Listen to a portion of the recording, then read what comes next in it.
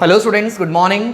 सो आज हम लोग शुरुआत करेंगे नेक्स्ट उसी टॉपिक के ऊपर। एक्सरसाइज क्वेश्चंस हम लोग को सॉल्व कर रहे हैं, जिसमें हमने क्वेश्चन नंबर 2 के बारे में कल शुरुआत किया था। कुछ एग्जांपल्स हमने सॉल्व किए थे, कुछ क्वेश्चंस हमने सॉल्व किए थे और कुछ मैंने आपको होमवर्क भी दिया था, राइट। सो आई होप जिस तरीके से मैंने आपको कहा था उसी तरीके से आपने सॉल्व करने का ट्राई जरूर किया होगा, ठीक है। स्टिल अगर कोई भी डाउट्स रहेंगे, बहुत सारे बच्चों ने असाइनमेंट सबमिट किया हुआ है और बहुत सारे बच्चों के आंसर्स भी करेक्ट आए हुए हैं, ठीक है।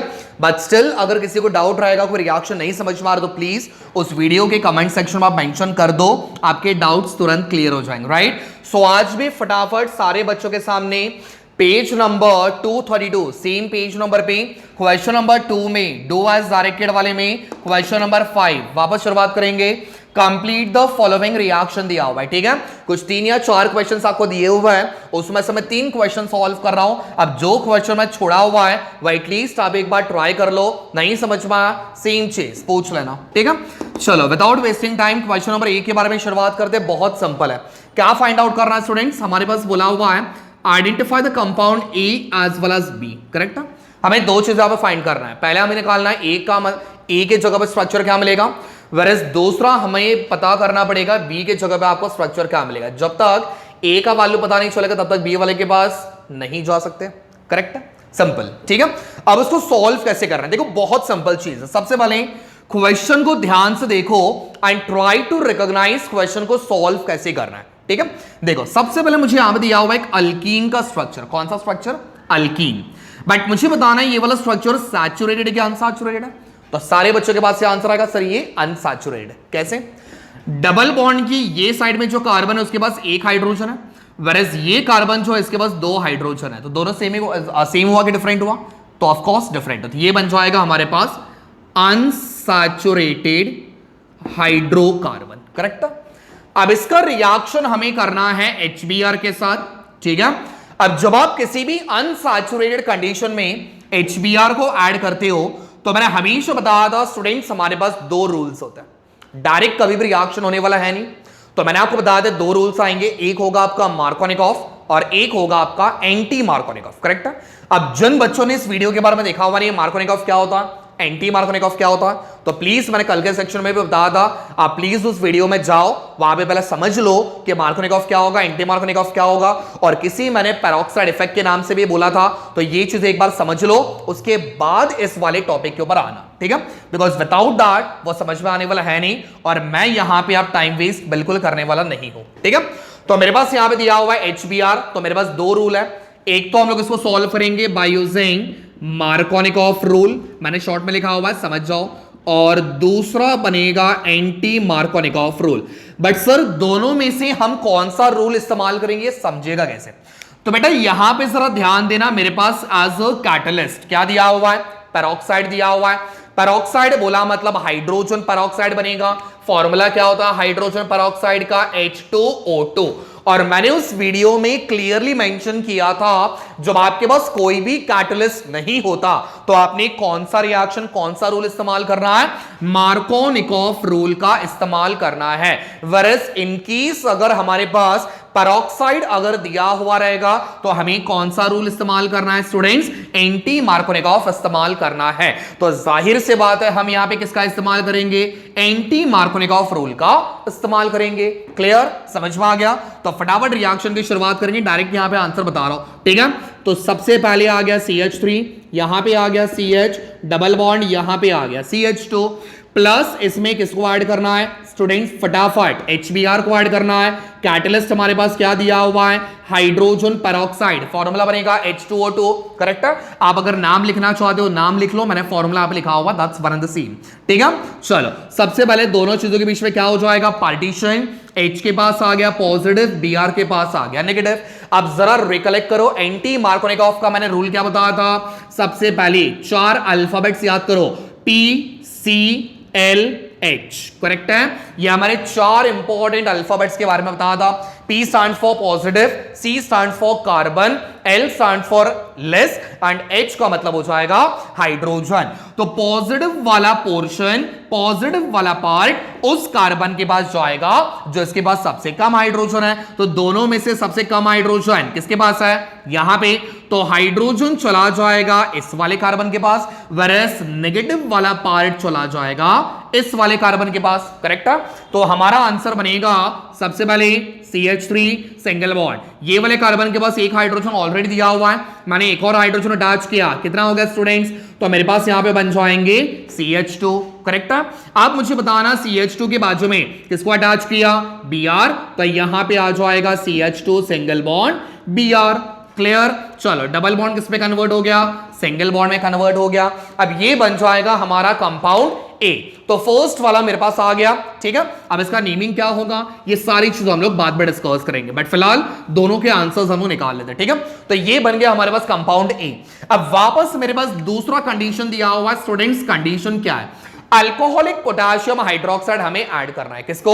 अल्कोहलिक पोटेशियम हाइड्रोक्साइड हमें ऐड करना है। ठीक है, तो यहां पे आ जाएगा प्लस पोटेशियम हाइड्रोक्साइड। कंडीशन क्या दिया हुआ है? अल्कोहलिक। करेक्ट है? अब फटाफट स्टूडेंट्स रिकलेक्ट करने की कोशिश करो, मैंने क्या बताया था? एक हमारे पास था एक्वियस कंडीशन और एक हमारे पास था अल्कोहलिक कंडीशन, राइट? फटाफट रिकलेक्ट करो, मैंने आपको बताया था एक्वियस कंडीशन दिया तो हम लोग हमेशा क्या करते थे? Substitution reaction. करेक्ट है? जब मेरे पास एक्वियस कंडीशन दिया हुआ है तो हमें क्या करना होता है? सब्स्टिट्यूशन करना होता है। वेरएस इन केस अगर मेरे पास अल्कोहलिक कंडीशन दिया हुआ है तो हमें क्या करना पड़ेगा स्टूडेंट्स? एलिमिनेशन। क्या करना पड़ेगा?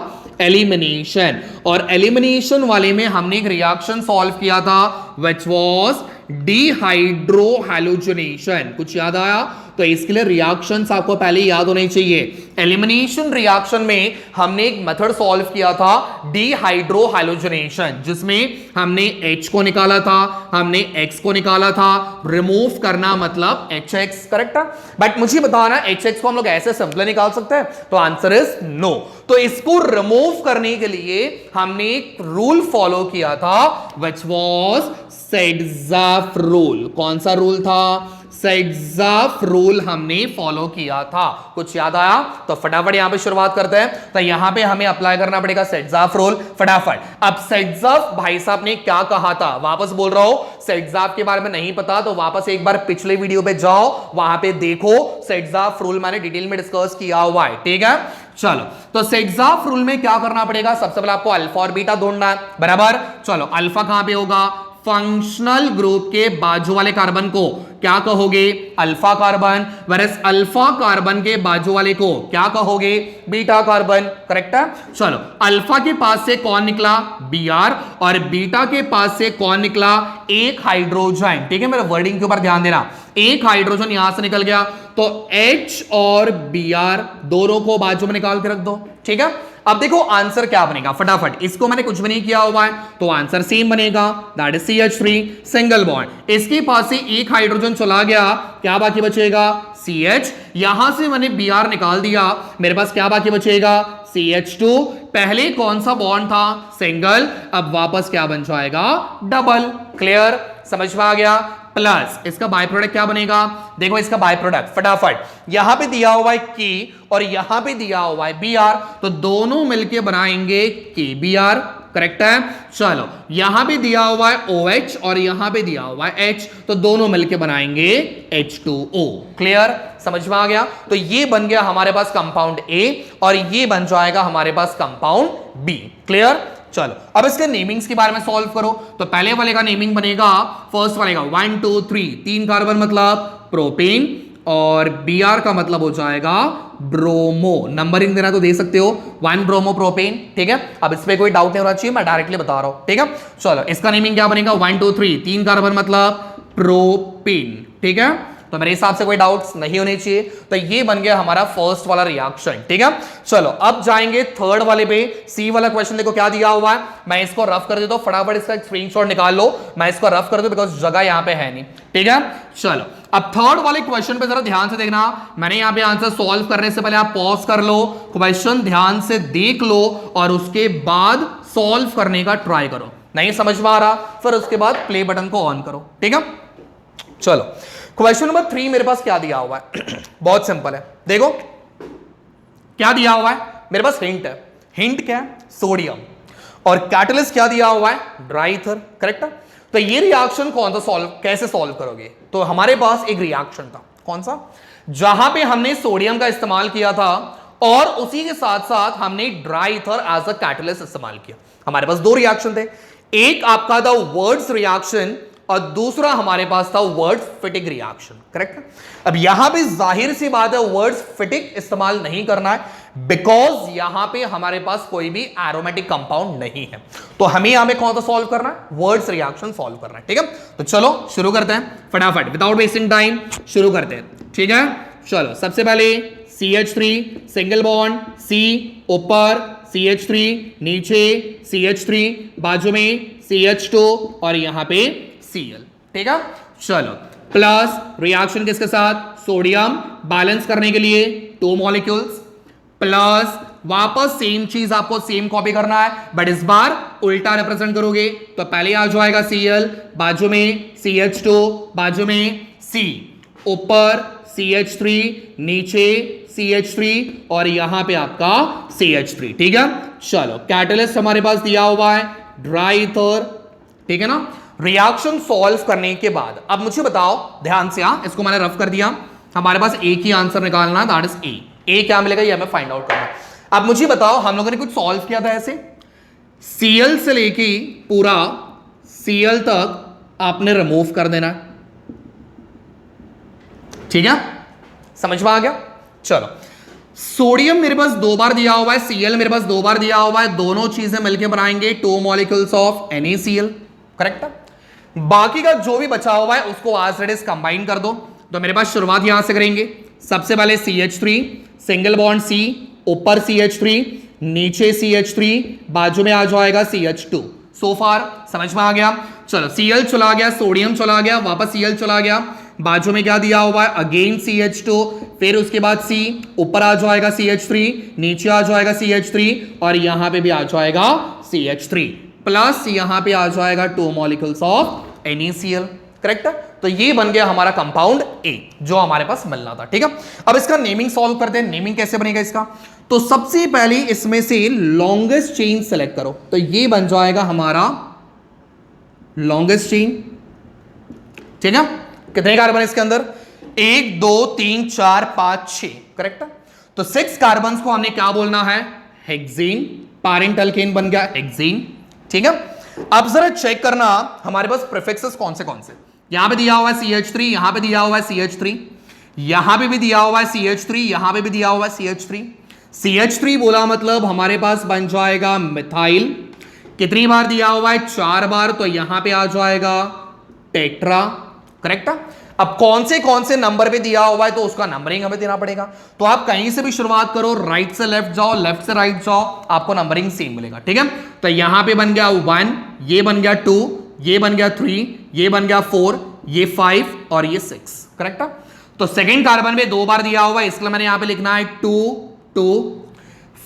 फिफ्थ वाले कार्बन पे हमारे पास 2 बार दिया हुआ है, इसलिए मैंने यहां पे लिखना है 5 5, समझा? Comma comma comma dash.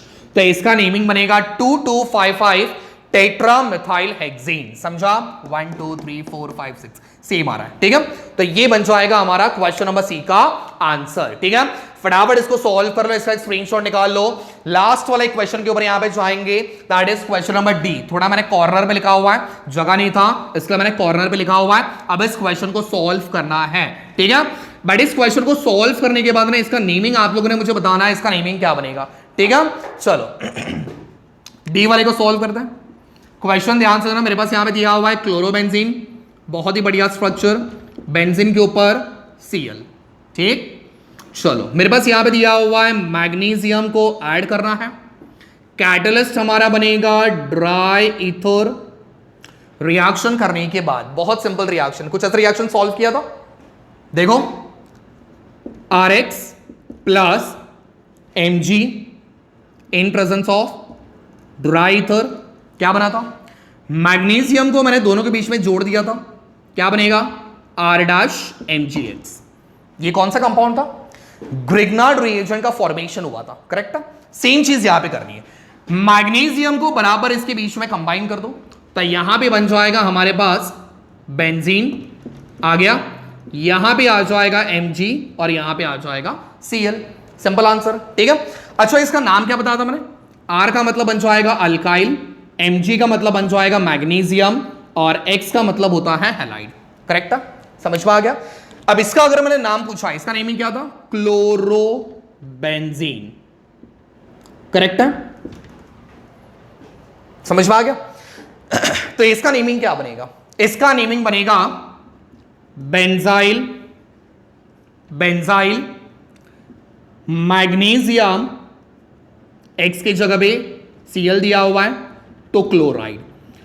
अब जिन बच्चों ने ये आंसर लिखा हुआ रहेगा बेंजाइल मैग्नीशियम क्लोराइड, सही में बता रहा हूं शर्म आनी चाहिए बच्चों, इतना बताने के बाद भी अगर आप ये वाला नेमिंग लिखते हो बेंजाइल, सही में चुल्लो पर पानी ढूंढ लो अभी आप लोग, तो बेशर्मी की हद पार कर दोगे। बेंजाइल बेटा अलग होता है, यहां पे नेमिंग बेंजीन को बना दिया सर हमने अल्काइल वाले फॉर्म में, तो बेंजाइल बन जाएगा सर, बेंजाइल ही होना चाहिए ना, बराबर। तो ये आंसर गलत है, यहां पे आपका आएगा बेंजाइल की जगह पे आपका आएगा फिनाइल, क्या आएगा, फिनाइल मैग्नीशियम क्लोराइड, समझा। ये बन जाएगा फिनाइल ग्रुप, ये बनेगा मैग्नीशियम और Cl मतलब बन जाएगा क्लोराइड। बेटा बेंजाइल और इसमें फर्क होता है, ये हमारा बनेगा बेंजीन, ये क्या बनेगा हमारा बेंजीन, जहां पे हर एक कार्बन के पास एक एक हाइड्रोजन है। अगर इस स्ट्रक्चर को मैंने ऐसा लिखा हुआ है, स्टूडेंट्स ध्यान से समझना, अगर इसको मैंने ऐसा लिखा हुआ है जिसका मतलब क्या होता है, एक हाइड्रोजन यहां पे नहीं है बाकी सब जगह पे है, तो ये बन जाएगा हमारा फिनाइल, क्या बनेगा फिनाइल। और अगर उसकी जगह पे मैंने बेंजीन के ऊपर अगर मैंने CH2 ग्रुप को अटैच किया हुआ है, क्या अटैच किया हुआ है CH2, तो इसी आप कहोगे बेंजाइल, क्या बोलोगे बेंजाइल, समझा। और अगर बेंजीन के ऊपर CH3 दिया हुआ है तो आप इसे कहोगे टोलुएन, क्या कहोगे टोलुएन, समझा। तो यहां पे कहीं पे बेंजीन के ऊपर CH2 दिख रहा है नहीं, तो वो बेंजाइल होता, अब क्या है वो फिनाइल, समझा, क्लियर हो गया। तो इस तरीके से हम लोगों ने 3 क्वेश्चंस आपके सॉल्व किए, ठीक है। जो एक क्वेश्चन बाकी बचा हुआ है that is question number B, ये आप लोगों ने सॉल्व करना है, फटाफट इसका स्क्रीनशॉट निकाल लो, एक लास्ट एक और क्वेश्चन सॉल्व कर लेंगे, ठीक है। चलो फटाफट पॉज कर दीजिए, ओके। तो स्टूडेंट्स यहां पे क्वेश्चन नंबर 6 पे चले जाओ आप फटाफट, पेज नंबर आपका आ जाएगा 233, ठीक है। क्वेश्चन नंबर 6 पे आ जाओ, कन्वर्ट द फॉलोइंग, उसमें आपका एक क्वेश्चन लिया हुआ है, ब्यूट 1 इनको कन्वर्ट करना है एन ब्यूटाइल आयोडाइड में, ठीक है। आपको क्या बोला हुआ है, कन्वर्ट करने बोला हुआ है। अब किसको कन्वर्ट करना है, तो स्टूडेंट्स ध्यान देना, ब्यूट 1 इन, या फिर आप उसको बोल सकते हो ब्यूटीन, ठीक है, सिंपल टर्म्स में। तो ब्यूट 1 इन का कन्वर्जन किसमें करना है, एन ब्यूटाइल आयोडाइड में कन्वर्ट करना है, ठीक है। अब बहुत सारे बच्चों को लगेगा ये रिएक्शन बहुत सिंपल है, ठीक है, और इसी चक्कर में वो एक गलती कर बैठते हैं। मिस्टेक क्या करेंगे मैं पहले बता रहा हूं, ठीक है। जिनको आता रहेगा थोड़ा टाइम लो, सोचो और उसके बाद रिएक्शन सॉल्व करो, ठीक है। अब बहुत सारे बच्चे क्या करेंगे, ब्यूटीन का स्ट्रक्चर निकालेंगे, CH3 CH2 CH double bond CH2, ये बन गया सर हमारा ब्यूटीन, या फिर आप उसको बोल सकते हो ब्यूट 1 इन, एक ही बात होती है। रिएक्शन करेंगे, यहां पे डालेंगे HI, रिएक्शन करने के बाद ये बहुत सारे बच्चों की मेंटालिटी होती है, वो लोग ऐसे सॉल्व करते हैं, ठीक है। I यहां पे आ गया, सॉरी H यहां पे आ गया, आयोडीन यहां पे आ गया, दोनों मिलकर रिएक्शन बनाएंगे CH3 CH2 CH2 और यहां पे बना देंगे CH2I। सर ये बन गया हमारा आंसर, एन ब्यूटाइल आयोडाइड मिल गया हमारा सर आंसर। बट अगर आप इस तरीके से करते हो रिएक्शन, सबसे पहली बात तो होने वाली है नहीं, बिकॉज आयोडीन आपका हाईली रिएक्टिव एलिमेंट होने की वजह से वो डायरेक्ट HI के साथ रिएक्शन नहीं करता, पहली बात तो याद रखो स्टूडेंट्स, ठीक है। ये रिएक्शन तो पॉसिबल ही नहीं है, तो इसमें क्या करना पड़ेगा, डायरेक्ट हम लोग आयोडीन को ऐड नहीं करते, करेक्ट ना। तो इसका एक तरीका होता है, तरीका क्या है उसके बारे में हम लोग पहले समझेंगे। ये रिएक्शन एक स्टेप का तो है नहीं, रिएक्शन 2 स्टेप का है, कितना 2 स्टेप, पहले दिमाग लगाओ, ठीक है। चलो तो शुरुआत करते हैं ब्यूट 1 इन, सबसे पहले दिया हुआ है CH3, यहां पे CH2, यहां पे CH, यहां पे double bond CH2, fair enough, तो ये बन जाएगा आपका ब्यूट 1 इन या फिर ब्यूटीन। ठीक है, इसमें सबसे पहले ऐड करो HBr को, क्योंकि डायरेक्ट हम HI को ऐड नहीं कर सकते। HBr को ऐड करो, रिएक्शन आपका होगा इन प्रेजेंस ऑफ पेरोक्साइड। ठीक है, पेरोक्साइड इफेक्ट बोला मतलब यहां पे रिएक्शन एंटी मार्कोनिकॉफ वाला होगा। ठीक है, तो फटाफट रिएक्शन शुरुआत करते हैं। दोनों चीजों के बीच में पार्टीशन, एक के पास प्लस एक के पास माइनस। पॉजिटिव वाला चला जाएगा उस कार्बन के पास जिसके पास कम हाइड्रोजन है, नेगेटिव वाला चला जाएगा उस कार्बन के पास जिसके पास ज्यादा हाइड्रोजन है। ठीक है, तो हमारा आंसर बनेगा CH3 CH2 CH2 single bond CH2Br। ये बन गया हमारा पहला आंसर। अब मैंने डायरेक्टली बता दिया कौन कहां पे जा रहा है, कैसे जा रहा है, वो सारी चीजें मैंने क्लियर करवा दी। अब आपको ये डायरेक्ट आंसर आना चाहिए। तो इसका नेमिंग होगा 1 ब्रोमो ब्यूटेन, 1 ब्रोमो ब्यूटेन।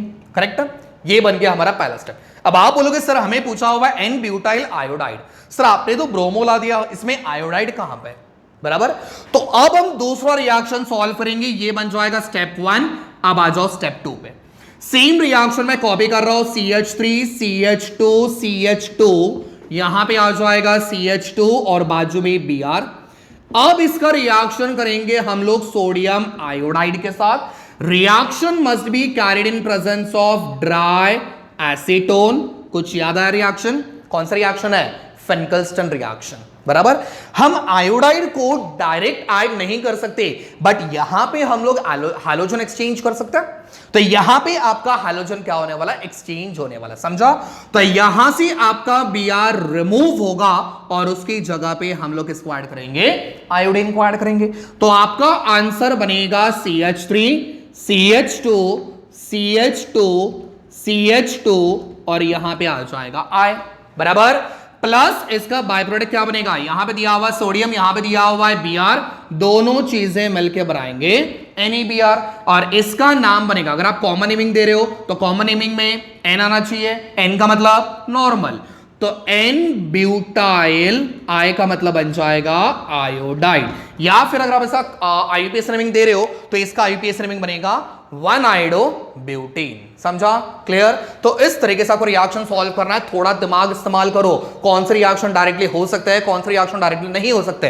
तो ये सारी चीजों को समझने आपको थ्रू आउट द रिएक्शन आपको चैप्टर ध्यान से समझना पड़ेगा। ठीक है स्टूडेंट्स, आपको मैं कुछ होमवर्क दे रहा हूं। ये मैंने क्वेश्चन सॉल्व किया हुआ है, 5th वाला क्वेश्चन, ठीक है, 5th वाला क्वेश्चन, 7th वाला क्वेश्चन एंड 8th वाला क्वेश्चन आपका होमवर्क रहेगा।